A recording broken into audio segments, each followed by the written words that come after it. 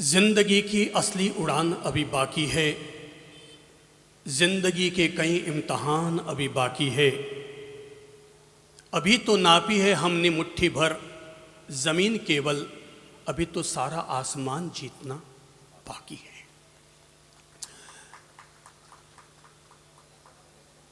आज से हम एक ऐसे विश्वविद्यालय की ओर अपने कदम बढ़ा रहे हैं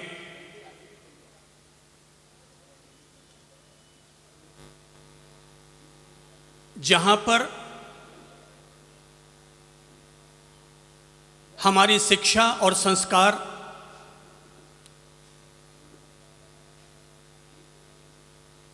जीवन निर्माण और व्यक्तित्व विकास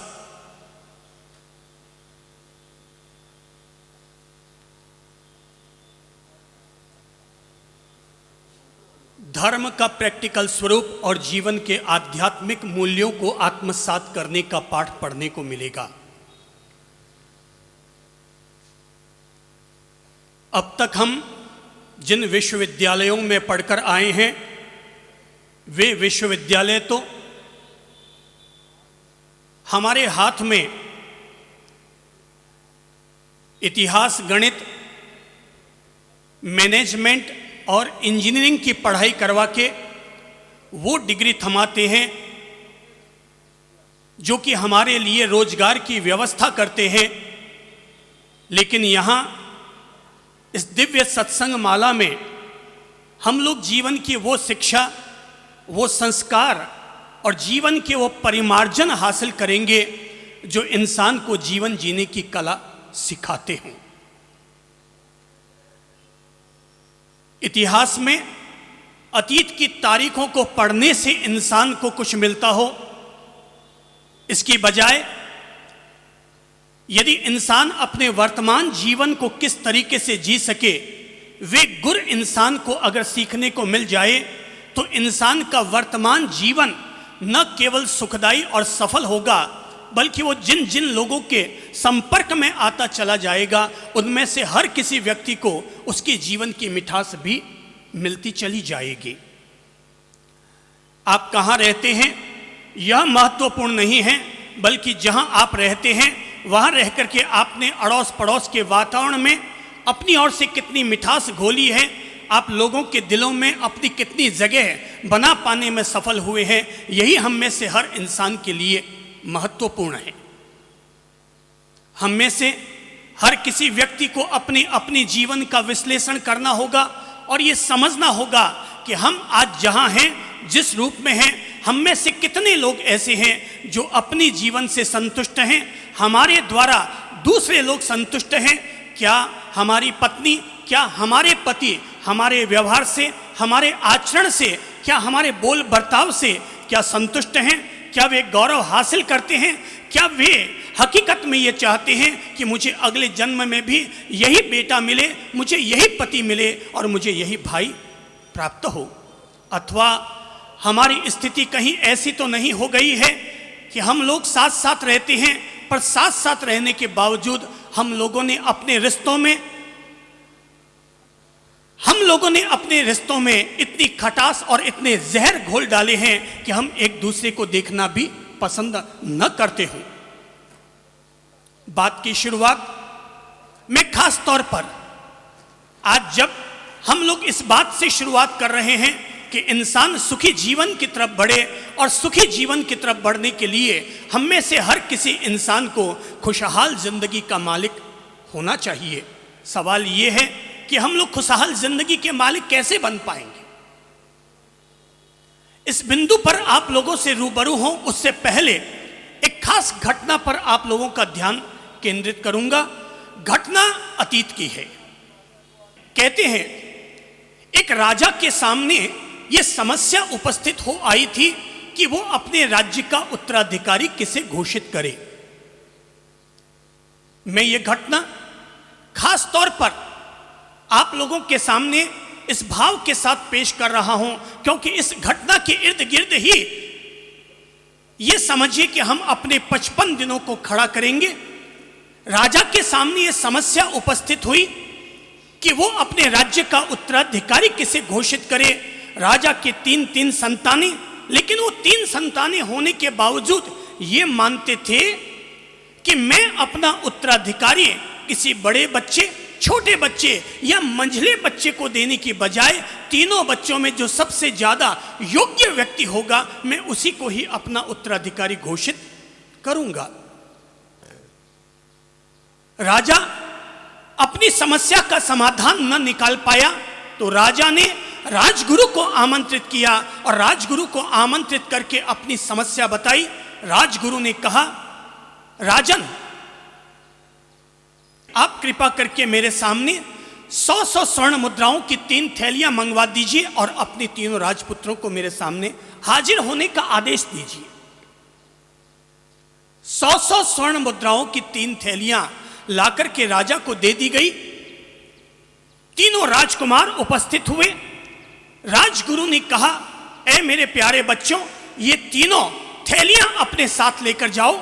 एक एक राजकुमार को 100 स्वर्ण मुद्राएं दी जा रही हैं। आज शाम को हम तुम्हारे राजमहल में आएंगे। तुम्हें अपनी इन 100 स्वर्ण मुद्राओं से अपने राजमहल को पूरा भरना है। अब ये तुम्हारी बुद्धि पर निर्भर करता है कि तुम अपने राजमहल को किन चीजों से भरते हो। ध्यान रखना, तुम्हारा जितना बड़ा राजमहल है सारा राजमहल भर जाना चाहिए। राजमहल का कोई भी कोना खाली न रहे। भरना केवल तुम्हें अपनी इन्हीं 100 स्वर्ण मुद्राओं में है। आज देखते हैं तुम्हारी बुद्धि की परीक्षा लेकर कि तुम अपने राजमहल को किन चीजों से भरते हो। तीनों राजकुमार निकल पड़े। सबने अपनी अपनी बुद्धि का उपयोग किया। ईश्वर ने सबको बुद्धि दी है, लेकिन बुद्धि का उपयोग कौन आदमी किस तरीके से करेगा ये तो स्वयं इंसान पर निर्भर करता है। भगवान ने अगर हमें हाथ दिए हैं तो ये हम पर निर्भर करता है कि हमें अपने हाथों का कैसा उपयोग करना है। हाथ का उपयोग आप किसी के लिए लाठी मारने के लिए करते हैं या किसी के लिए सहारा देने के लिए करते हैं, ये हम पर निर्भर करता है। भगवान ने अगर हमें जबान दी है, जबान से हम किसी के लिए सत्य बोलते हैं या किसी के लिए सत्यानाश की बद्दुआ करते हैं, ये भी हम पर निर्भर करता है। प्रकृति और परमात्मा हमें जीवन की इतनी बड़ी संपदाएं देता है, लेकिन इनका उपयोग कैसे करना है ये हम पर निर्भर करता है। राजा के पुत्र को तीनों को 100 स्वर्ण मुद्राएं दे दी गई। अब देखना यह है कि किस व्यक्ति ने, किस राजकुमार ने अपने राजमहल को किन किन चीजों से भर रखा है।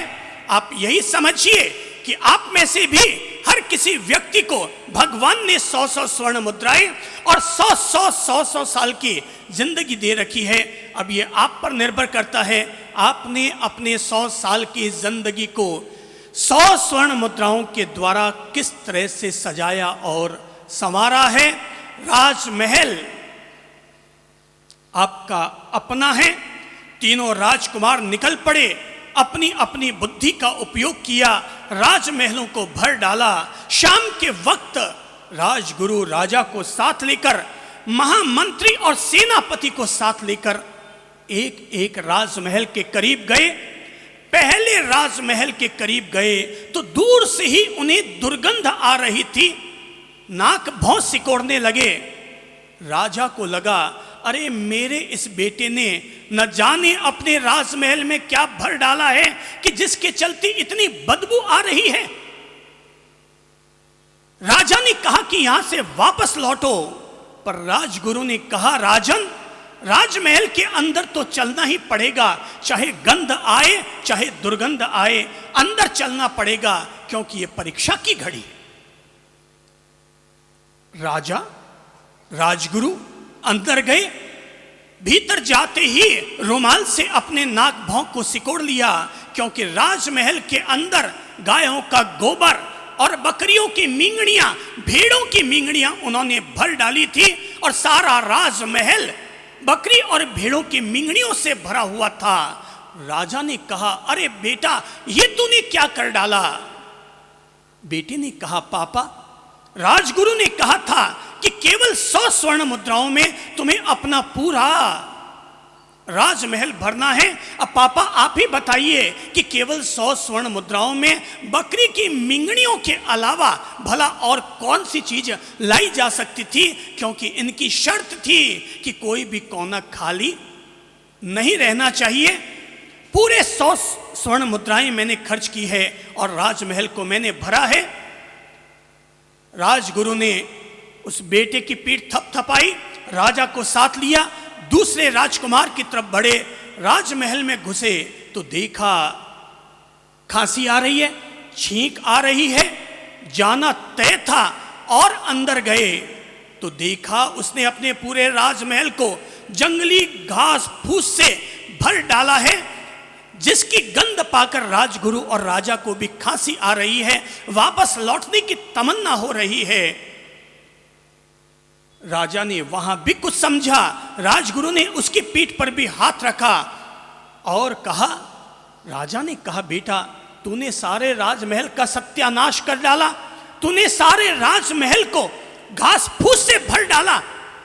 बेटे ने कहा, पापा जी केवल 100 रुपयों में इतना बड़ा राजमहल भरना हो तो घास फूस के अलावा भला भरा ही क्या जा सकता है इसमें।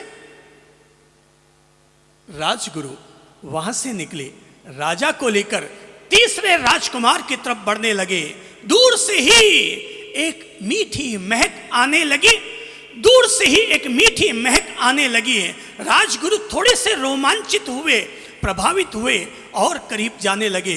राजा ने कहा, राजगुरु ये मेरा बेटा निकम्मा है, इन दो ने तो कुछ भरा तो सही, मगर ये मेरा बेटा दिन भर मटर गश्ती करने के अलावा ये और कुछ करता हुआ मुझे नजर नहीं आता।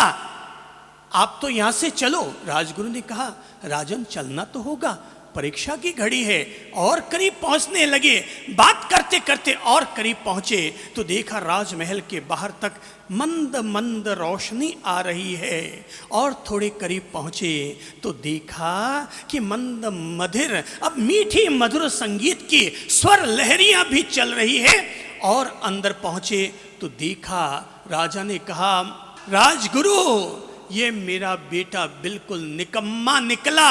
अरे मेरे 2 बेटों ने मिंगनियों से ही सही, घास फूस से ही सही अपने राजमहल को भरा तो सही, मगर इसको तो देखो, इसने कुछ भी अंदर नहीं सजा रखा है, अंदर किसी भी चीज से नहीं भरा। पता नहीं इसने 100 स्वर्ण मुद्राओं का क्या कर डाला। राजगुरु ने राजा को अपने करीब बुलाया, तीसरे राजकुमार को अपने करीब बुलाया, पीठ थपथपाई और पीठ थपथपाते हुए राजा से कहा कि राजन, अगर आप मेरी सलाह माने तो मेरी समझ से आपके संपूर्ण राज्य का उत्तराधिकारी होने के लिए अगर कोई योग्य है तो यही तीसरी संतान है, यही आपका तीसरा बेटा है जो कि राजा होने की योग्यता रखता है। राजा ने कहा, राजगुरु आपने कहा था राजमहल को भरना है, मगर इसने तो कहीं कोई भी चीज भर नहीं रखी। राजगुरु ने कहा, राजन जरा ध्यान से देखो, समझ जाओगे आपके इस बेटे ने अपने पूरे राजमहल को भर के रखा हुआ है। बोले किस चीज से? बोले देखो राजन, इसने अनुपम सुगंध से अपने राजमहल को भर रखा है। चारों तरफ इसने गुलाब के मालाएं और गुलाब के गुलदस्ते इसने लगा रखे हैं। राजन गौर कीजिए, इसने कोने कोने में दीपक जलाकर रखे हुए हैं जिससे कि रोशनी फैल रही है। और राजन जरा ध्यान दीजिए, वो सामने झूले पर बैठा हुआ आराम से मस्ती से श्री प्रभु की बांसुरी बजाता चला जा रहा है। संगीत से इसने अपना राजमहल भर डाला है। राजा चौंका और चौंक कर राजगुरु का रहस्य समझ गया। और राजगुरु का रहस्य तो समझ गया और समझ करके उसने अपने तीसरे बेटे को अपनी राजगद्दी सौंप दी। पर मैंने इस उद्देश्य के साथ आपके सामने ये कहानी शेयर की है कि हम में से हर कोई व्यक्ति इस बात पर चिंतन और मनन करे कि हमारा जीवन भी किसी राजमहल की तरह है। पर प्रश्न ये है कि हमने अपने जीवन के राजमहल में क्या भर रखा है? बकरी की मिंगनियां, जंगली घास फूस, या एक अद्भुत सौंदर्य, एक अद्भुत संगीत और एक मीठा मधुर प्रकाश।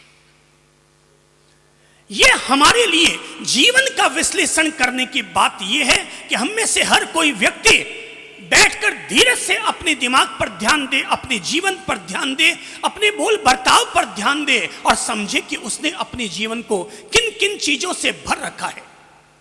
क्या आज आपको लगता है कि आप जिस परिवार के बीच में रहते हैं उस परिवार का वातावरण खुशहाल है? अगर ऐसा नहीं है तो विश्लेषण कीजिए कि आखिर वो क्या कारण है कि हमारी वजह से या किसी भी कारण से हमारे परिवार में खुशहाली नहीं, दीवारें खड़ी हो गई, बाप बेटा आपस में बोलने को तैयार नहीं। जो दोस्त कल तक हमारा जिगरी दोस्त कहलाया करता था, आज हमारा मुंह देखना भी पसंद नहीं करता। विश्लेषण कीजिए, अपनी जीवन का विश्लेषण कीजिए, अपने व्यवहार का, अपने आचरण का विश्लेषण कीजिए। रोज आप आईने के सामने जाकर खड़े होते हैं, लेकिन आईना आपको केवल आपका चेहरा दिखाई देता है। आईने के सामने जाकर खड़े होते हैं, आईना आपको केवल आपका चेहरा दिखाता है, पर मैं वो आईना हूं जो आपको आपका चेहरा नहीं बल्कि आपको आपका चरित्र दिखाना पसंद करूंगा। आपको आपका चरित्र दिखाना पसंद करूंगा और आपके लिए विश्लेषण करके ये जीवन का मर्म समझाने का प्रयास करूंगा कि हम में से हर कोई व्यक्ति ये देखे कि आज वो कहां खड़ा है। आप कौन हैं ये बात गौण है, आप किस माता पिता की संतान हैं ये बात गौण है। महत्वपूर्ण बात यह है कि आपने अपने जीवन के आचार व्यवहार बोल बर्ताव रिश्ते और संबंधों को किस आयाम तक पहुंचाया हुआ है। यह हम में से हर कोई व्यक्ति इस बात का विश्लेषण करे, समझे, विचार करे। जरा अपने रिश्तों पर गौर कीजिए और रिश्तों पर गौर करके देखिए कि आप जिन रिश्तों के बीच में आज जीते हैं वे रिश्ते कितने मधुर हैं या उनमें कितनी कड़वाहट घुल गई है। सास और बहू एक दूसरे को कितना पसंद करते हैं, भाई और भाई एक दूसरे के साथ कितना बैठना पसंद करते हैं। गौर करो, विश्लेषण करो। कहीं ऐसा ना हो कि सामायिक करने के नाम पर तो हम में से हर व्यक्ति सामायिक कर लेता हो, मंदिर भी चला जाता हो, माला भी फेर लेता हो, पर माला फेरने में 15 मिनट लगे, मंदिर जाने में आधा घंटा लगा, सामायिक करने में 1 घंटा लगा, पर बाकी के 23 घंटों की हमारी जिंदगी हमारे द्वारा हमारी समता हमारी समरसता को कितना स्थापित करने में सफल होती है, यह हम में से हर आदमी सोचे और विचारे। जरा ध्यान दीजिए अपने आप पर और ध्यान देकर के देखिए आपका चेहरा इस समय चढ़ा हुआ है, मायूस है, उदास है या खुशहाल है। आपके चेहरे की स्थिति देखिए, आपके शरीर की स्थिति देखिए, आपके बदन की स्थिति देखिए। आपके बदन में अंदर से दर्द भरा हुआ है या आप अंदर से खुशहाली महसूस करते हैं। अपने आप पर गौर कीजिए और अपने आप का विश्लेषण कीजिए। चेहरा सुंदर चेहरा लिपस्टिक लगाने से नहीं लगता। चेहरे की सुंदरता लिपस्टिक से नहीं आती होगी, हो सकता आती भी हो, पर मेरी समझ से लिपस्टिक लगाने से चेहरे पर सुंदरता नहीं आती। अगर लिपस्टिक लगाने से ही चेहरे पर सुंदरता आती तो हम पुरुष लोग पागल नहीं हैं जो हम लोग लिपस्टिक न लगाएं। पर हमें पता है कि केवल लिपस्टिक चिपस्टिक लगाने से आदमी के चेहरे की सुंदरता नहीं बनती। ये भी मत सोचिएगा कि कोई नेल पॉलिश लगाने से आपकी सुंदरता बन जाए। मेरी समझ से दुनिया में कोई भी पुरुष नेल पॉलिश नहीं लगाता।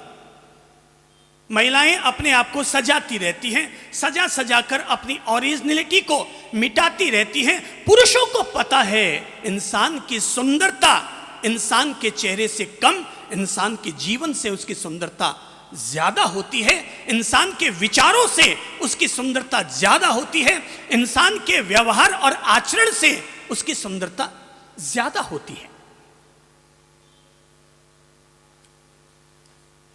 यही वजह है कि अगर हम लोग अपने आप पर आज गौर करना शुरू कर दें तो आप लोग अपनी खुशहाल भरी जिंदगी के लिए बहुत सारे स्टेप्स उठाने में सफल हो जाएंगे। और इसीलिए मैं कहना चाहूँगा, हो सकता है आप में से किसी की जाति बोथरा होगा, बांटिया होगा, मुणौत आपकी जाति होगी, शर्मा होगा, खंडेलवाल होगा, ब्राह्मण होंगे, क्षत्रिय होंगे, वैश्य, शूद्र, आपकी न जाने कौन सी जाति होगी, पर मेरे लिए तो मेरी एक ही जाति है। और मैं अपनी जाति, मेरी जो जाति है वही जाति मैं आप लोगों को बता देता हूं। और मेरी जाति, हो सकता है जन्म से मैं ओसवाल रहा हूं, हो सकता है जन्म मेरा जैन कुल में हुआ होगा, पर जब से जीवन की समझ पाई है, जब से जीवन का आत्मज्ञान हासिल किया है, तब से मेरी केवल एक ही जाति है। और मेरी जाति है उत्सव अमार जाति और आनंद अमार गोत्र। उत्सव हमारी जाति है और सदाबहार आनंदित रहना यही हमारा गोत्र है। हर हाल में अपने आप को उत्सव में जीवन जीना यही हमारी जाति है। और आनंद भरा रहना, चाहे वातावरण अनुकूल बने या प्रतिकूल, लेकिन हर वातावरण में अपने आप को पॉजिटिव पॉजिटिव पॉजिटिव बनाकर रखना यही हमारे जीवन की सबसे बड़ी उपलब्धि है।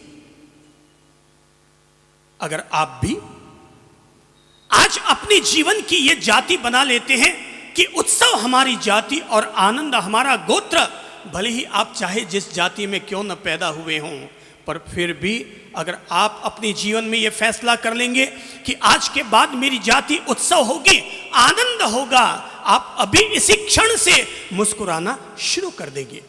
खुशहाली की आपकी जिंदगी में शुरुआत हो चुकी होगी। अच्छा होगा आप लोग अपनी जीवन में पलने वाली चिंताओं और नकारात्मकताओं को अभी इसी समय यहीं पर झटक डालें। अगर हमारे भीतर नकारात्मकताएं हैं, क्रोध, ईर्ष्या, चिंता, घुटन, अवसाद, ये सब हमारे जीवन की नकारात्मकताएं हैं। प्रेम, शांति, करुणा, दया, भाईचारा, एक दूसरे को गले लगाना, यही हमारे जीवन की सकारात्मकताएं हैं। ध्यान रखिएगा, नकारात्मकताओं के न से ही नरक का निर्माण होता है और सकारात्मकता के स से ही स्वर्ग इजाद होता है। नरक भी हम ही बनाते हैं। जब जब आदमी, ऐसा नहीं कि क्रोध करने से आदमी नरक में जाता होगा, पर हकीकत यह है क्रोध करना अपने आप में ही नरक की आग में झुलसना है। प्रेम करने से आप स्वर्ग में जाएंगे ऐसा नहीं है, बल्कि आप जब जब प्रेम करेंगे, एक दूसरे के साथ प्रेम से पेश आएंगे, तब तब आप स्वर्ग में ही होंगे। तब तब आप स्वर्ग में ही होंगे जब आप एक दूसरे से प्रेम करेंगे। नकारात्मकता के न को हटाएं, नन्हे को हटाएं, सकारात्मकता के सस्से को अपने जीवन के साथ जोड़ें। एक सज्जन, आदत थी उनकी रोजाना सुबह उठ करके अखबार देखने की, और अखबार वो इसलिए देखा करते थे क्योंकि अखबार में रोजाना राशि फल छप करके आता था। तो राशि फल छप करके आता तो आदत पड़ गई कि मेरी राशि मेष की मीन, कि आपकी जिसकी जो राशि हो, आप में से भी कई लोगों की आदत होगी रोजाना सुबह अखबार खोलकर देखना कि मेरी राशि में आज का क्या प्रतिफल छपा हुआ है। वो आदमी रोजाना सुबह उठ करके राशि फल देखा करता, और जब भी राशि फल देखता, राशि में रोजाना अच्छी बात लिखी हुई आती है? क्या आती है? महीने में 25 दिन तो आपको सावधान करने की उसमें प्रेरणा छिपी रहती है, और कहा जाता है सावधान, आज का दिन आपके लिए अमुक अमुक तरह से संभावित है, आज के दिन संभल कर चलिएगा। तो कहता था वो सज्जन, जब हमारे पास आए तो आकर कहने लगे कि साहब, पहले मैं अखबार देखा करता था, महीने में 20 से 25 दिन मेरे गड़बड़ और सावधानी से बिताने पड़ते थे, 10 या 5 दिन मेरे अच्छे बीतते थे। मैं एक महाराज जी के पास गया, महाराज जी ने कहा कि भाई मैं तुम्हें एक सिक्का दे देता हूं, तुम रोजाना भाग्य को याद करना और भाग्य को याद करके कहना, हे ईश्वर आज मेरे भाग्य में जो लिखा है तू मेरे सामने हाजिर कर दे, मैं तुम्हें सिक्का देता हूं। इस सिक्के को रोज उछालना और सिक्के पर एक तरफ इंडिया और एक तरफ पैसा, एक तरफ इंडिया और एक तरफ पैसा, ये लिखा हुआ था। बोले उछालो, अगर इंडिया आ गया तो आज तेरी जीत, आज तू सुखी जीवन जिएगा, और पैसा आ गया तो गड़बड़ हो सकता है। बस एक तय कर ले, भाग्य को याद करना और नीचे डाल देना। वो सज्जन जब हमारे पास आए और आकर कहने लगे, साहब मेरे महीने में 15 दिन तो अच्छे बीत जाते हैं, मगर 15 दिन गड़बड़ में जाते हैं, क्योंकि जिस दिन पुट गिरता हूं उस दिन मेरा दिन पूरा बेकार हो जाता है।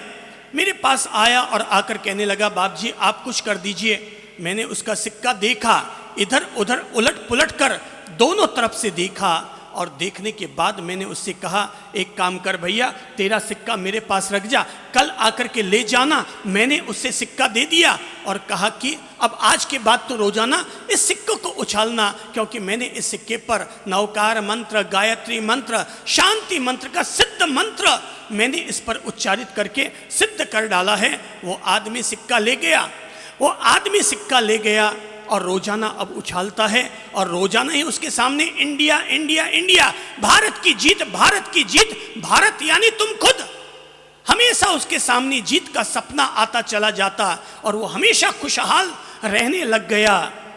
एक दिन जब वो मेरे पास आया और आकर कहने लगा कि बाप जी न जाने आपने कैसा सिद्ध मंत्र किया कि अब तो मेरा पिछला 2 महीना पूरे आनंद ही आनंद के साथ बीता। मैंने कहा बस बेटा, जो मुझे करना था कर दिया। रोजाना इस सिक्के का इस्तेमाल करना, हमेशा जिंदगी भर इस सिक्के का इस्तेमाल करना। वो इस्तेमाल करने लगा। एक दिन उसने आकर के जिद की और पूछा, साहब आपने ऐसा इस सिक्के में क्या किया है कि जिसके चलते मेरा हर दिन खुशहाली से भर गया। जिद की, दबाव देकर पूछा। तो मैंने कहा जब तू इतना ही जानना चाहता है तो अपना सिक्का बाहर निकाल। मैंने सिक्का बाहर निकलवाया और कहा कि उछाल। उसने उछाला, इंडिया आया। मैंने कहा दूसरी बार उछाल। उसने फिर उछाला, फिर इंडिया आया। मैंने कहा तीसरी बार उछाल, फिर उछाला, फिर इंडिया आया। जितनी बार उछाला उतनी बार इंडिया आया। वो चौंका, क्या मेरे भाग्य में अब हमेशा जीत ही जीत है? मैंने कहा बिल्कुल, तुम्हारे भाग्य में हमेशा जीत ही जीत है। हार का अब तेरी जिंदगी में कहीं कोई नामो निशान नहीं रहेगा, क्योंकि सिक्के के सीधी तरफ भी इंडिया है और सिक्के के उल्टी तरफ भी इंडिया है। सिक्के के सीधी तरफ भी इंडिया है और सिक्के के उल्टी तरफ भी इंडिया है। जो आदमी जीवन जीने की कला समझ जाता है, जो आदमी जीवन जीने के तौर तरीकों को अगर समझ जाता है, वो आदमी किसी का सम्मान पाकर ही केवल खुश नहीं होता, बल्कि किसी का अपमान पाकर भी उतना ही खुश और प्रसन्न होता है। आज अगर आप मुझे फूलों की माला लाकर पहना देंगे तब भी मैं इतना ही खुश रहूंगा, और जूतों की माला लेकर आ जाएंगे तब भी इतना ही खुश होऊंगा। ये सोचूंगा, ये पॉजिटिव सोचूंगा, और सोचूंगा ये कि अच्छा हुआ ये मेरे सामने जूतों की माला लेकर आ गए। एक माला में 20 जूते। अरे मैं संत ठहरा, मैं ठहरा संत। अगर मैं लोगों के पांवों में झुककर प्रणाम करूंगा तो लोग इसे कबूल नहीं करेंगे। ये 20 जूते एक साथ आ गए, मुझे एक साथ ही 10 लोगों को प्रणाम करने का सौभाग्य प्राप्त हो गया। अगर आदमी अपनी नेगेटिविटी को अगर अपने जीवन से हटा देता है, नकारात्मकता को अपने जीवन से हटा लेता है, और हर हाल में पॉजिटिविटी, सकारात्मकता को अपने जीवन से जोड़ लेता है, तो जूतों की माला होती ही क्या है? आदमी हर परिस्थिति का सामना करने में सफल हो जाता है। दुनिया में कौन ऐसा आदमी है जिस आदमी के सामने विपरीत परिस्थितियां न बनती होंगी? दुनिया में ऐसी कौन सी बहू है जिसको अपनी सास का आज तक कभी कोई 2 टेढ़ा शब्द सुनने को न मिला होगा? अरे भाई, सास तो शक्कर की हो तब भी टक्कर तो मारती ही है। सास तो शक्कर की हो तब भी टक्कर तो मारती ही है। इसलिए दुनिया में ऐसी कोई सास नहीं होती जो टोकती ना हो, और ऐसी कोई बहू नहीं होती जिससे कभी कोई न कोई गलती ना होती हो। दुनिया में ऐसा कोई पिता नहीं होता जिसने कि अपने बेटे के गाल पर थप्पड़ ना मारा हो, और दुनिया में ऐसा कोई बेटा नहीं होता जिससे कभी कोई नुकसान ना हुआ हो। ये तो जीवन के सिक्के के दो पहलू हैं। विपरीत हालात तो आएंगे, याद रखना, विपरीत हालात बनना पार्ट ऑफ लाइफ है, लेकिन विपरीत हालातों का भी हंसते मुस्कुराते हुए सामना कर जाना, इसी का नाम आर्ट ऑफ लाइफ है। जीवन में कठिनाइयां आना, जीवन में टेढ़ा वाक्य सुनने को मिलना, ये पार्ट ऑफ लाइफ है, ये जीवन का हिस्सा है। अपमान झेलने को मिलेगा। मैंने तो राम जी के जीवन से ये जीवन का गुण सीख रखा है कि राम जैसे महापुरुष को भी 14 साल का वनवास झेलना पड़ा, और महालक्ष्मी की अवतार मां सीता को भी कलंकित होकर के वनवास का जीवन झेलना पड़ा। अरे जब ये दुनिया राम और सीता जैसे महान पवित्र और महासतित्व धारण करने वाले लोगों को भी नहीं छोड़ती है, तो ये दुनिया मुझ और आप जैसे लोगों को क्या छोड़ेगी? जब ये दुनिया तीर्थंकर कहलाने वाले महावीर के कान में भी कीले ठोक सकती है, तो हमें तो तैयार रहना चाहिए हर समय कि ये दुनिया कीले ठोक सकती है। मुझे अपनी दुनिया का सामना कैसे करना है, ये मुझे अपनी तैयारी अभी से, इसी समय से मुझे कर लेनी चाहिए, क्योंकि आने वाला कल खतरनाक भी हो सकता है। आदमी को पहले से सावधान रहना चाहिए। भाई बहनों, घर में झाड़ू इसीलिए रखा जाता है ताकि आले में कभी जाला न जम पाए। घर में झाड़ू इसीलिए रखा जाता है ताकि आदमी आले में कभी जाला न जम पाए, इसीलिए झाड़ू रखा जाता है। सफाई होती रहनी चाहिए। ये दिव्य सत्संग माला का विश्वविद्यालय, हर रोज अगर आप यहां पर एक दिव्य वाणी से गुजरेंगे तो ये समझिए कि आप रोजाना अपने जीवन के आलों की सफाई कर रहे हैं, रोजाना आपकी ब्रेन वॉशिंग होगी, रोजाना आप रिफ्रेश होंगे। जब जब कंप्यूटर में वायरस लग जाता है, कंप्यूटर ऑपरेटर पहला काम करता है, कंप्यूटर को वापस रिफ्रेश पर दबाता है, और रिफ्रेश पर 3 बार दबाते ही वापस सारे बैक्टीरिया साफ हो जाते हैं। अगर आप लोग भी रोजाना अगर 1 घंटा 1.5 घंटा यहां आकर के और अपने दिव्य वाणी से अगर अपने दिमाग को आप रिफ्रेश करते चले जा रहे हैं, आपके भी दिमाग के सारे वायरस साफ साफ साफ। हम में से हर किसी व्यक्ति को अपनी जीवन की नकारात्मकताओं को हटाना होगा। अगर हम लोग अपने जीवन में खुशहाली के स्टेप्स आत्मसात करना चाहते हैं कि हमारा जीवन सदाबहार खुशहाल रहे, तो मैं कहना चाहूंगा अपने जीवन में पलने वाली चिंताओं और नकारात्मकताओं को हटाइए। जो होना था सो हो गया, जो होना होगा सो होगा। मेरे किए कुछ होता नहीं,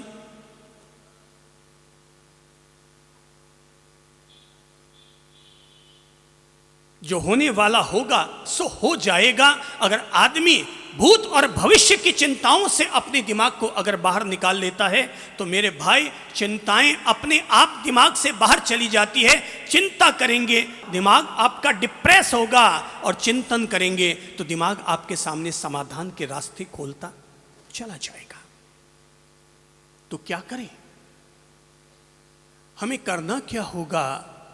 हमें अपनी जिंदगी में खुशहाली के कुछ बीज बोने के लिए आज पहला काम निवेदन करना चाहूंगा, और पहला काम यह होगा, ऐ मेरे भाई बहनों, सुबह जैसे ही आप लोगों की आंख खुले, आंख खुलते ही पहला काम कीजिए, और काम ये कीजिए, जैसे ही सुबह आपकी आंख खुले, आंख खुलते ही पहले 1 मिनट तक तबीयत से मुस्कुरा लीजिए।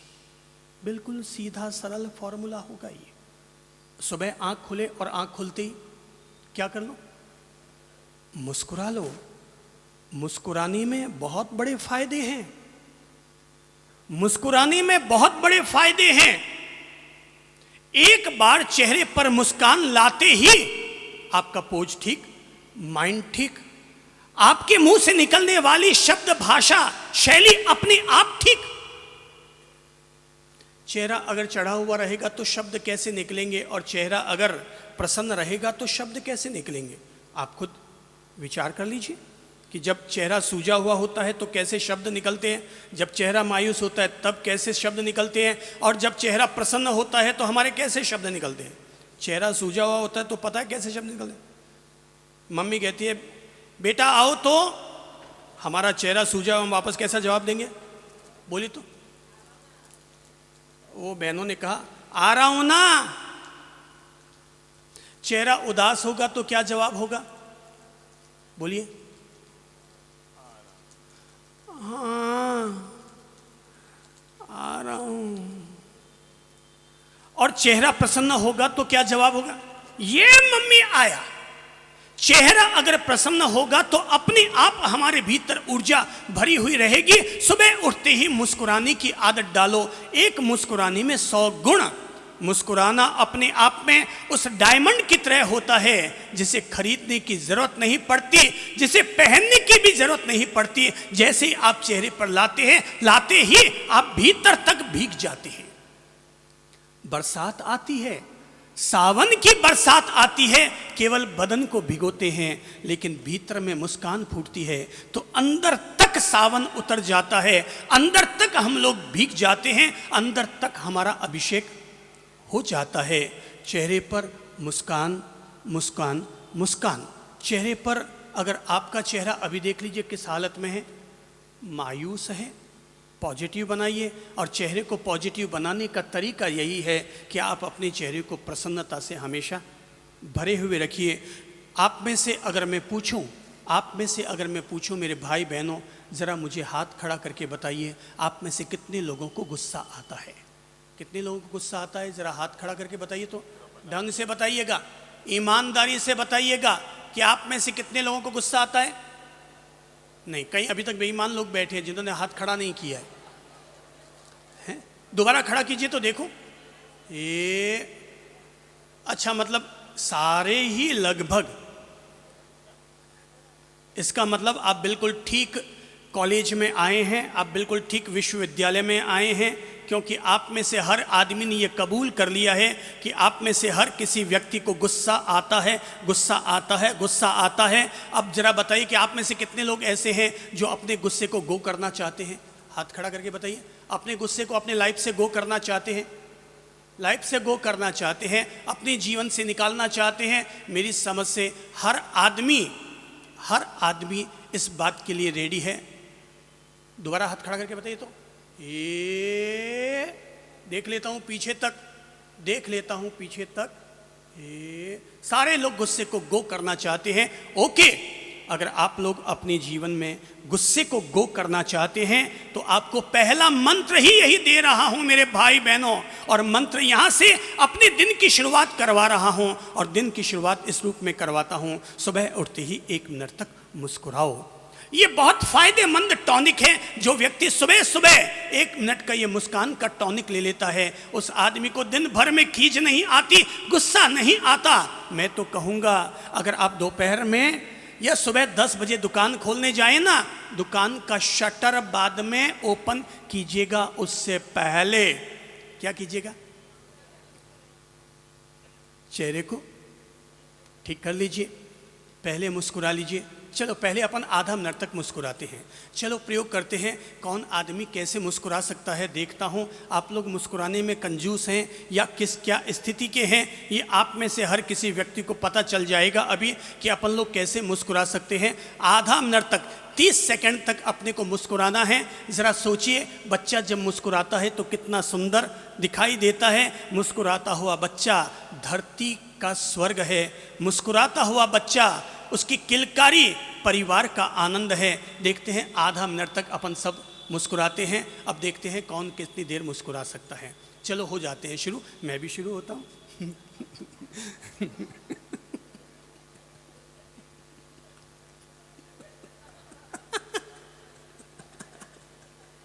पूरा आधा मिनट तक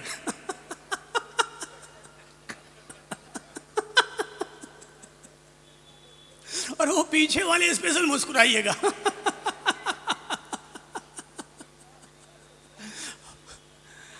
मेरी समझ से आप लोग नहीं मुस्कुरा पाए हैं अभी तक, हैं? अभी तक आप नहीं मुस्कुरा पाए हैं।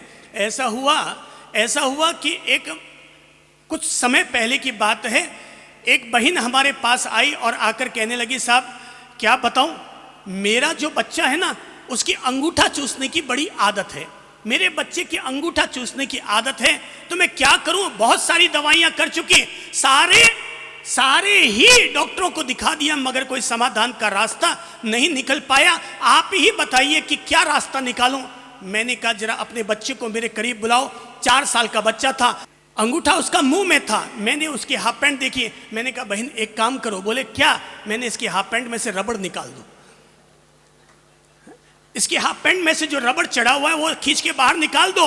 बोले इससे क्या होगा? मैंने कहा निकाल के तो देखो। और जैसे उसने रबड़ खींच के बाहर निकाला कि निकालते ही पैंट,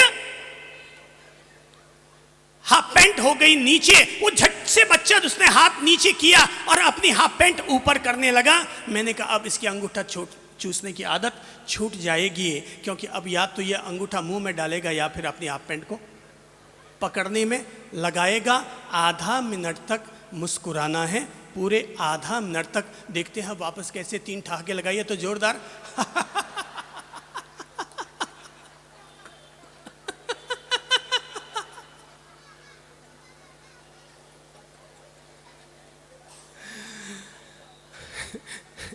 छाती दुखने लगे।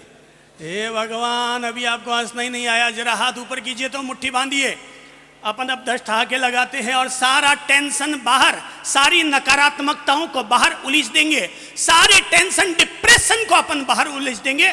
दोनों हाथों की मुट्ठियां बांध लीजिए, दोनों हाथों की मुट्ठियां बांधिए, कंधे के पास लीजिए और देखते हैं अब अभी अपन आधा मिनट में अपना सारा टेंशन, सारी नकारात्मकताओं को बाहर उलीचेंगे, इस भाव के साथ कि मैं अपने आज के बाद किसी तरह का टेंशन नहीं रखूंगा। अपने दिमाग के सारे नकारात्मक भावों को बाहर बाहर बाहर फेंक रहा हूं, अपने दिमाग को पॉजिटिव बना रहा हूं। पूरा दिल खोल करके, जितनी लंबी सांस है उतनी लंबा ठहाका लगना चाहिए। 10 ठहाके लगाते हैं, ऐसा ठहाका कि यहां पर आज के दिन ये लाफिंग क्लब बन जाए, आज के दिन लाफिंग क्लब बन जाए और हर आदमी ठहाका लगाकर। और भाई साहब, प्रेशर कुकर में जब भाप ज्यादा बढ़ जाती तो क्या करती है? सीटी बजाती है। अपने को भी आज पूरा अपने आप को खो लेना है। 10 ठहाके लगाते हैं जोरदार जम के।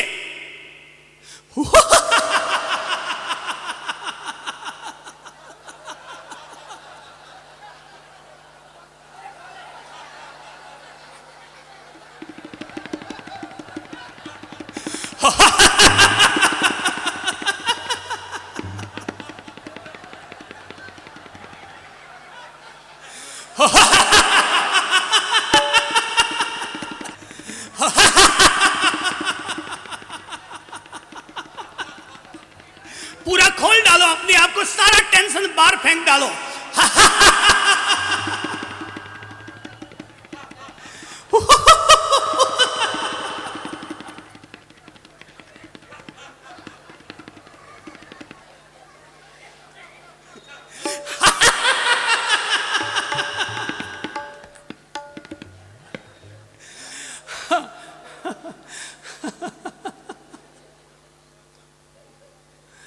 देखो किसकी आंख से आंसू निकला। कितने लोगों की आंख से आंसू निकल गया? जिनका आंसू निकल गया उनका सारा डिप्रेस बाहर बह के खत्म हो गया। रोते हुए आंसू तो आपने कई बार निकाले होंगे, लेकिन हंसते हुए आंसू निकालने का मौका तो कभी कभार मिलता है। जब जब चंदा प्रभु जी आजा चौक में आते हैं तब हंस हंस कर आंसू निकालने का मौका मिल जाया करता है। ऐ मेरे प्रभु जी, सुबह उठकर मुस्कुराने की आदत डालो।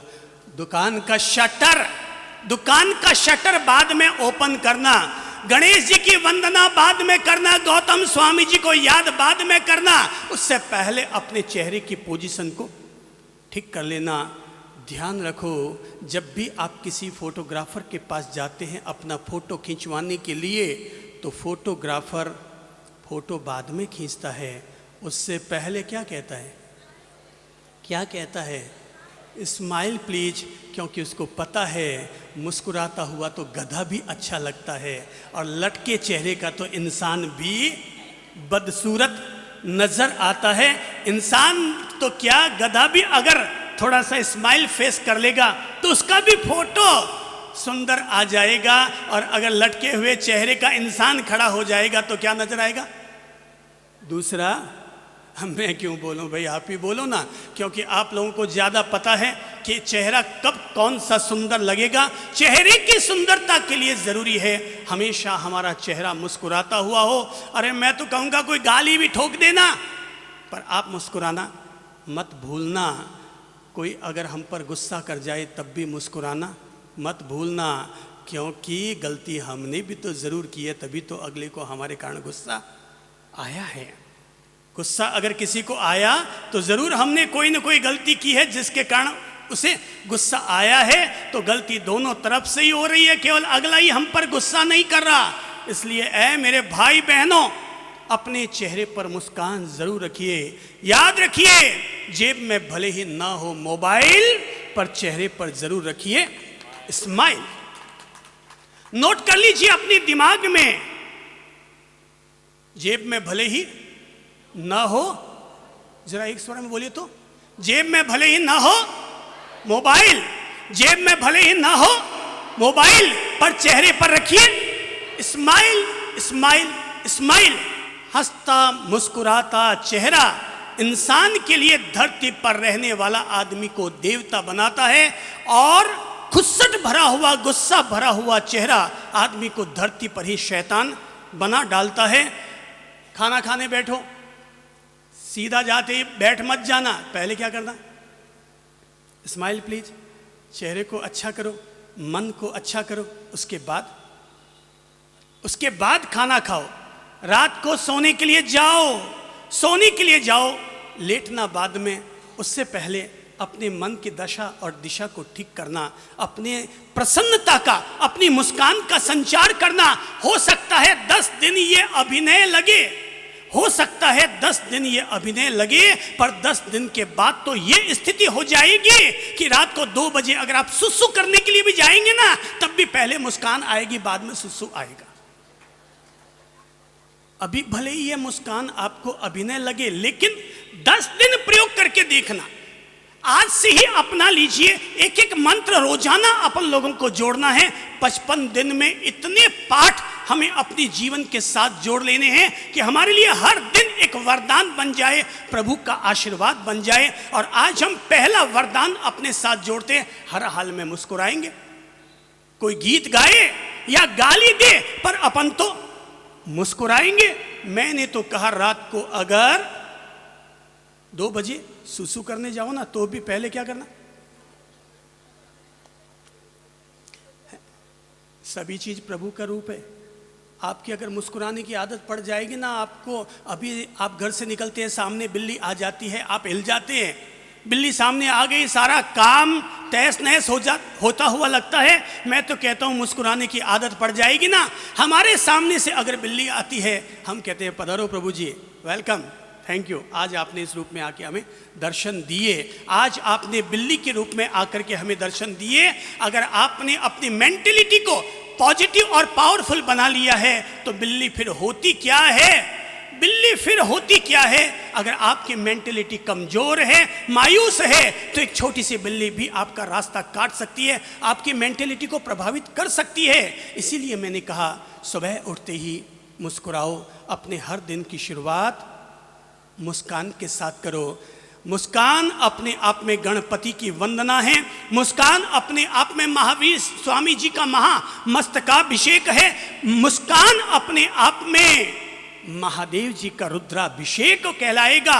अगर आप लोग अपने जीवन में एक गुण आज जोड़ लेते हैं तो, और वो गुण है क्या है? मुस्कुराने का गुण, हर हाल में मुस्कुराने का गुण।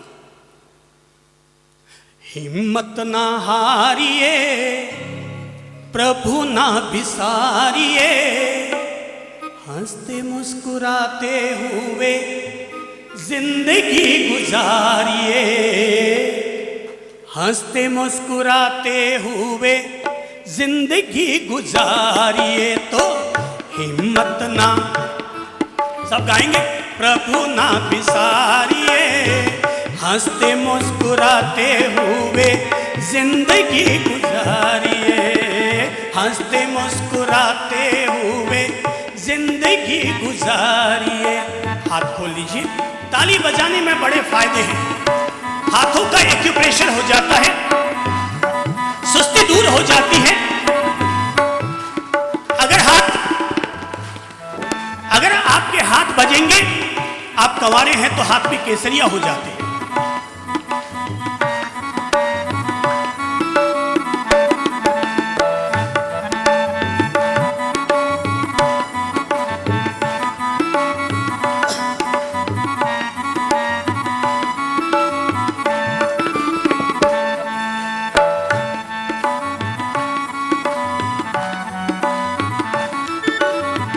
हंसते मुस्कुराते हुए जीना जिसको आ गया, हंसते मुस्कुराते हुए जीना जिसको आ गया, टूटे हुए दिलों को सीना जिसको आ गया, टूटे हुए दिलों को सीना जिसको आ गया। ऐसे देवताओं के चरण पखारिए, ऐसे देवताओं के चरण पखारिए, हंसते मुस्कुराते हुए जिंदगी गुजारिए, हंसते मुस्कुराते हुए जिंदगी गुजारिए। तो हिम्मत ना हारिए, प्रभु ना बिसारिए, हंसते मुस्कुराते हुए जिंदगी गुजारिए, हंसते मुस्कुराते हुए जिंदगी गुजारिए।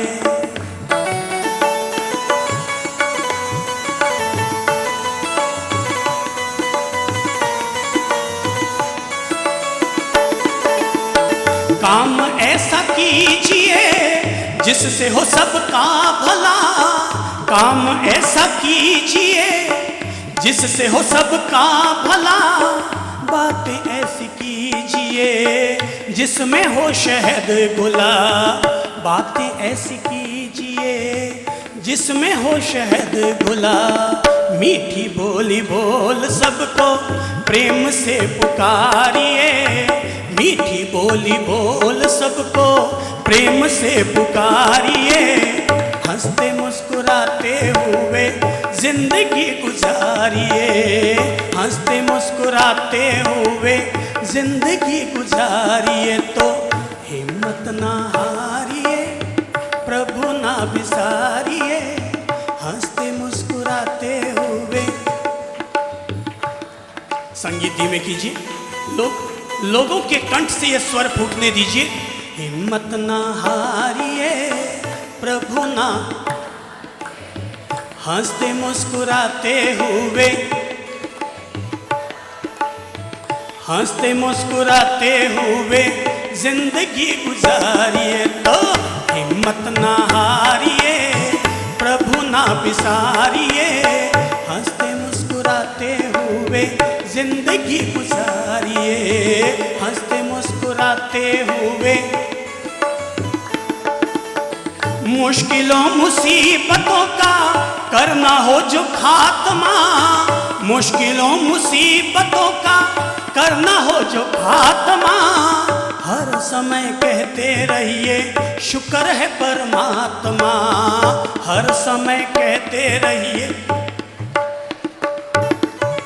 गिले शिकवे करके अपना हाल ना बिगाड़िए, गिले शिकवे करके अपना हाल ना बिगाड़िए, जैसे प्रभु राखे वैसे जिंदगी गुजारिए, जैसे प्रभु राखे वैसे जिंदगी गुजारिए। तो हिम्मत ना, प्रभु ना बिसारिए, हंसते मुस्कुराते हुए जिंदगी गुजारिए, हंसते मुस्कुराते हुए जिंदगी गुजारिए, हंसते मुस्कुराते हुए।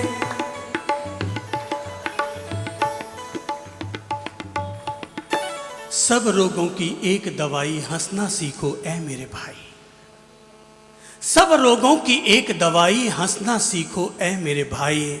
जो आदमी हर हाल में मुस्कुराना जान लेता है, उस आदमी के जीवन में हर कदम पर स्वर्ग की परछाई उतरकर आनी शुरू हो जाती है। इसीलिए मैंने कहा, ऐ मेरे भाई, सबसे पहले एक आदत डालो, पहला स्टेप उठाओ। और पहला स्टेप होगा सुबह उठते ही क्या करो? कितनी देर? कितनी देर? पूरा 1 मिनट। अभी अभिनय जोड़ना है, अभी अभिनय जोड़ना है। और जोड़ने के रूप में 1 मिनट तक मस्ती से, कोई अगर बगल में बैठा है ना तो आवाज बंद कर लेना, लेकिन भीतर ही भीतर आने देना, उसको आने देना, रोकना मत। और कोई नहीं है, कोई अगर है तो फुलझड़ी छोड़ लेना, कोई नहीं है तो बम ब्लास्टिंग कर लेना।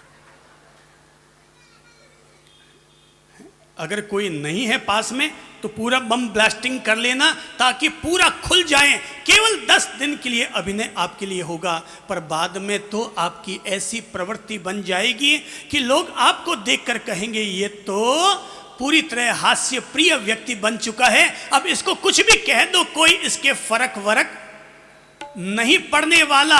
अब इसके कोई फर्क वरक नहीं पड़ने वाला, ये तो पूरी तरह हास्य प्रिय व्यक्ति बन चुका है।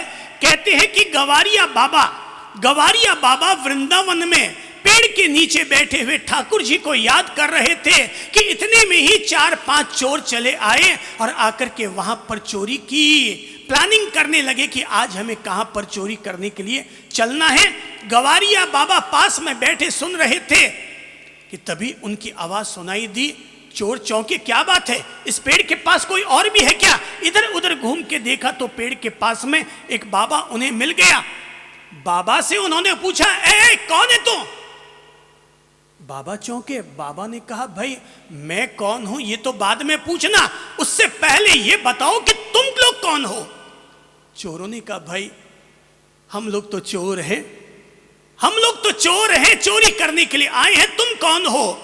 चौंके, बोले भाई मुझे पता तो नहीं है कि मैं कौन हूं, पर ठीक है, तुम कहते हो कि तुम चोर हो तो हम भी चोर हैं, तुम भी चोर, हम भी चोर।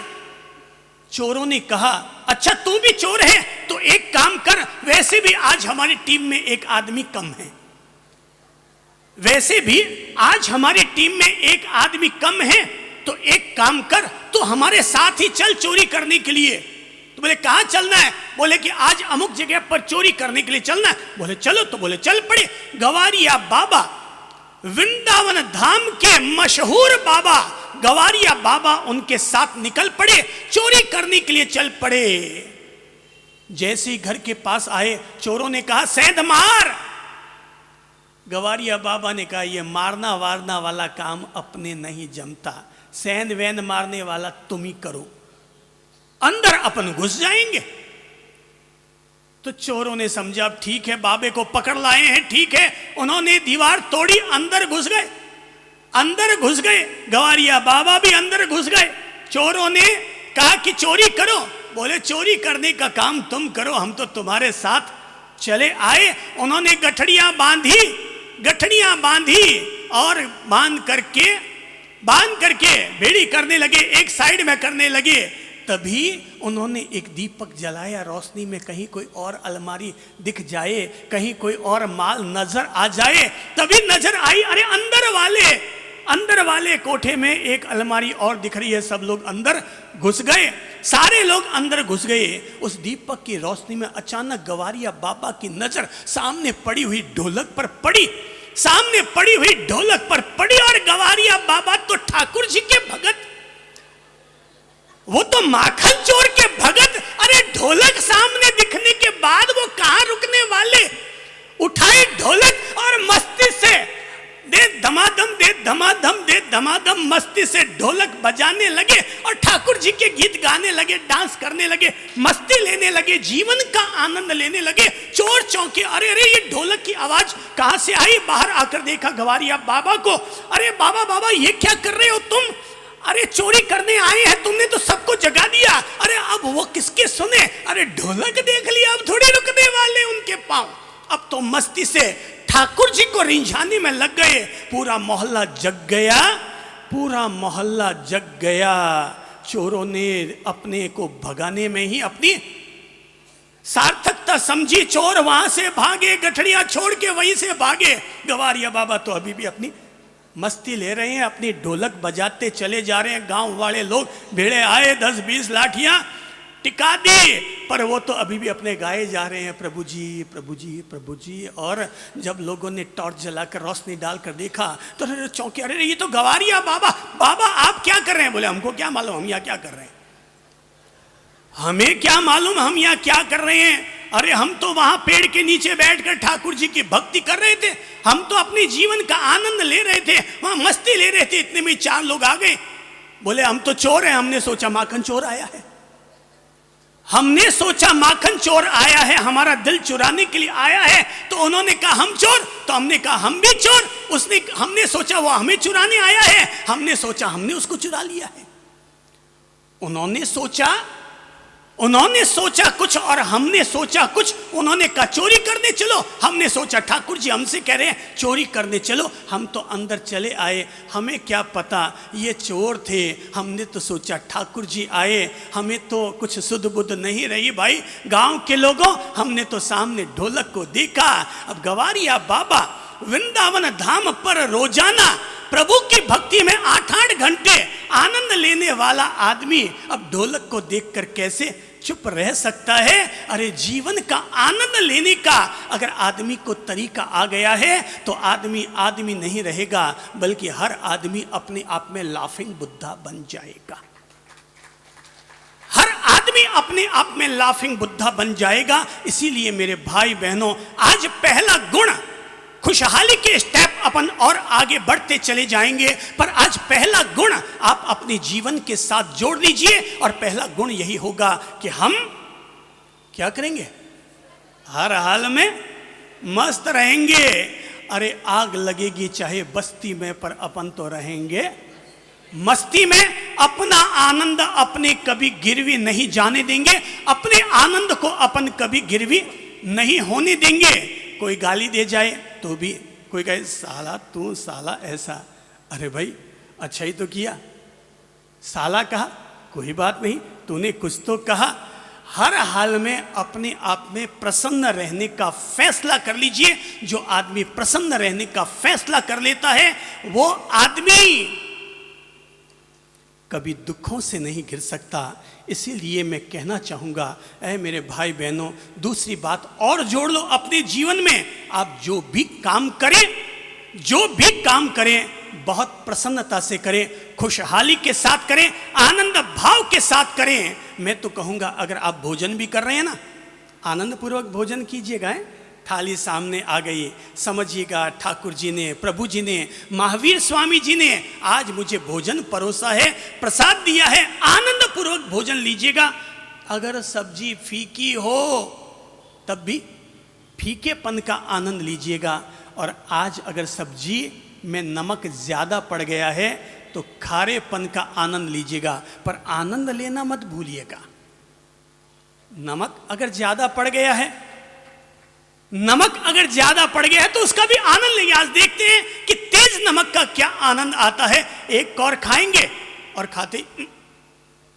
प्लीज अपने आप को ठीक करो, माइंड को ठीक करो, फेस को ठीक करो। और जैसे ही निर्णय कर लेंगे कि आज मैं खारेपन का भी आनंद लूंगा, जैसे ही आप ये निर्णय अपने भीतर करेंगे, आप तब वो सब्जी भी आराम से खा लेंगे। और फिर भी अगर लगता है खारापन नहीं खाया जा रहा तो क्या करो, एक सब्जी फीकी, एक सब्जी खारी, दोनों को मिलाओ और आनंद उठाओ। पर आनंद उठाना मत भूलो। हर स्वाद का आनंद लो, हर जायका का आनंद लो, हर रिश्ते का आनंद लो। मैं तो कहूंगा व्यापार करने जा रहे हो तो व्यापार का आनंद लो, ग्राहक से बात कर रहे हो तो ग्राहक से बात करने का आनंद लो, मंदिर जाओ तो मंदिर में खड़े होने का आनंद लो, ईश्वर के सामने आंखें बंद करके खड़े हो रहे हो प्रार्थना करने के लिए तो प्रार्थना का भी आनंद लो। क्योंकि उत्सव हमार जाति और आनंद हमार गोत्र। उत्सव हमारी जाति है और आनंद हमारा गोत्र है। ऐसी स्थिति में अपन में से हर किसी व्यक्ति को आनंदित रहने का एक फैसला अपने जीवन में उतार लेना चाहिए। मैं अपने आप को लाफिंग बुद्धा बनाऊंगा, हंसता मुस्कुराता हुआ ज्ञानी पुरुष। काम भी करे ना, बड़े उत्साह से कीजिएगा। ध्यान रखिएगा, बेमन से किया गया कार्य आदमी के लिए बंधन की बेड़ी बन जाता है, और वहीं मन से किया गया कार्य आदमी के लिए स्वर्ग का सेतु हो जाता है। खुशी खुशी, उत्साहपूर्वक, कोई काम छोटा मत समझिएगा, किसी भी काम को छोटा मत समझना। अभी अगर घर में झाड़ू लगाना हो, कितने लोग तैयार हो जाएंगे अपने घर में झाड़ू लगाने के लिए? हाथ खड़ा करके बताइए तो। महिलाएं नहीं, महिलाएं तो लगाती है, पुरुषों से पूछता हूं, कितनी पुरुष तैयार हो जाएंगे? कितने पुरुष घर में झाड़ू लगाने के लिए? ठीक है। माताओं और बहनों, आपके लिए हेल्पर तैयार कर रहा हूं, हैं? माताओं और बहनों, आपके लिए हेल्पर तैयार कर रहा हूं। अब सेकंड बात, आप में से कितने पुरुष ऐसे हैं जिन्होंने कभी अपने घर के बाथरूम का WC साफ किया है? हाथ खड़ा करके बताइए तो। फिर भी कम है। आज एक काम कीजिएगा, है कल सुबह जब फ्रेश हो ना, तो फ्रेश होने के बाद क्या कीजिएगा? ब्रश उठाइएगा, हार्पिक की शीशी लीजिएगा, पहले हार्पिक लगाया, 2 मिनट छोड़ा और ब्रश से साफ किया, पानी छोड़ दिया। वो जो आपका WC चमकेगा ना, भले आप अपना चेहरा उसमें देख लेना, इतना चमकने लग जाएगा। और उस कार्य को करने में, उस कर्म को करने में भी आनंद लीजिएगा। मैं ये कहना चाहता हूं, कोई भी कर्म छोटा नहीं होता, कोई भी कर्म छोटा नहीं होता, हर कर्म अपने आप में बड़ा होता है। केवल इंसान की इस बात पर निर्भरता है कि उसने किस कर्म को कितने अच्छे भाव के साथ किया और कितने बुरे भाव के साथ किया। अगर आज की बच्चियों को पोंछा लगाने के लिए बोल दो ना, तो बड़ा जोर आता है। पोंछा वो पता है कैसे पकड़ के लाती है? अंगुली में यूं एक पोंछा पकड़ के लाती है और मुंह चढ़ाए हुए पोंछा लगाती है। मेरे भाई बहनों, राजसूय यज्ञ के आयोजन में पांडवों ने सारे कार्य आपस में बांट डाले। भगवान कृष्ण ने कहा, ऐ युधिष्ठिर और पांडवों, तुमने सारे कार्य तो बांट डाले, मगर मुझे तो कोई भी काम न सौंपा। पांडवों ने कहा, भगवान आप कैसी बात कर रहे हैं? आप तो हमारे आदरणीय हैं। अब भला आदरणीय आदमी को काम कैसे सौंपा जाए? आदरणीय आदमी को काम कैसे सौंपा जाए? बस जैसे ही ये काम कहा तो कृष्ण ने कहा, क्यों भाई, आदरणीय आदमी को काम करना मना है क्या? कोई व्यक्ति आदरणीय है तो आदरणीय व्यक्ति को कोई काम करना मना है? आज अगर हमारे देश के पूर्व राष्ट्रपति अब्दुल कलाम साहब अगर देश के राष्ट्रपति भी बन गए, तब भी छोटे से छोटे विद्यालय और कॉलेज में जाकर भी उन्होंने अपने लेक्चर दिए, और लेक्चर देकर के मानव समाज को, युवा पीढ़ी को नए और ऊंचे विकासशील सपने देखने के लिए जागृत किया। तो क्या ऐसा करने से वो छोटे हो गए? उनकी इस सरलता ने ही उनको महान बनाया, उनकी सरलता ने ही उनको महान बनाया। मैं तो कहना चाहूंगा मेरे भाई बहनों, भगवान कृष्ण ने तब राजसूय यज्ञ के बीच में जाकर युधिष्ठिर से कहा था कि युधिष्ठिर, तूने सारे काम बांट डाले लेकिन मुझे कोई काम न सौंपा। युधिष्ठिर ने कहा, प्रभु आप तो हमारे आदरणीय हैं। भगवान ने कहा, आदरणीय व्यक्ति को कोई काम करना मना हो, ऐसा तो किसी शास्त्र में, वेदों में, आगमों में लिखा हुआ नहीं है। तो बोले, तब फिर भगवान जो आपको ठीक लगे वही काम आप अपने जिम्मे ले लीजिए। ऐ मेरे भाई बहनों, जिनको लगता है कोई काम छोटा भी हो सकता है, उनके लिए ये प्रेरणा की बात है। और प्रेरणा की बात ये है कि भगवान ने तब अपने जिम्मे में 2 काम लिए थे, और 2 काम ये थे। पहला काम ये था कि यज्ञशाला में जितने भी ऋषि मुनि ब्राह्मण यज्ञ करवाने के लिए आएंगे, मैं उन सब के पाद प्रक्षालन का लाभ लूंगा। भगवान ने यह निर्णय लिया कि इस महायज्ञ में जितने भी लोग आएंगे, मैं उनके पाद प्रक्षालन का लाभ लूंगा। और दूसरा निर्णय ये लिया, अपने जिम्मे पर यह जिम्मेदारी ली कि जितने लोग यज्ञ में भोजन कर चुके होंगे। भोजन करने के बाद उनकी जूठी पत्तले मैं उठाऊंगा। सारे हिंदुस्तान के लिए जीवन का पाठ पढ़ने का पहला मंत्र यही है। और यहां से भगवान कृष्ण ने हो सकता है कि महाभारत के युद्ध क्षेत्र में खड़े होकर अपनी गीता का निर्माण किया होगा, मगर अपने जीवन की गीता में उन्होंने यही लिखा कि कोई भी काम कभी छोटा नहीं होता। जब कृष्ण कृष्ण होकर भी जूठी पत्तलें हमारी उठा सकते हैं और हम सुबह उठकर अपनी बैठक खुद धो सकते हैं, तो विचार करो फिर कोई भी काम छोटा कहां से हो जाएगा। कर्म कोई छोटा नहीं होता, आदमी की भाव दशाएं छोटी हुआ करती हैं। भाव दशाएं अगर उत्तम हैं तो हर कर्म प्रभु की पूजा है, हर कर्म प्रभु की प्रार्थना है। अपने हर कर्म को उत्तम भाव दशा के साथ करें। अपने परिवार में तीसरा काम अंतिम रूप में निवेदन कर देता हूं, अगर आपको लगता है आपके परिवार में किसी भी तरह की अगर टूटन है, हटाओ, खुशहाली का संचार करो। परिवार में बोलचाल बंद मत करो। याद रखना, मुलाकातें जरूरी है, लगाकर भूल जाने से तो पौधे भी सूख जाया करते। आपस में बोल बर्ताव कीजिए। अगर आपको लगता है चाचा जी से आपकी बोल बर्ताव नहीं, तो भाई साहब केवल चेहरे से मुस्कुराने से कुछ नहीं होगा।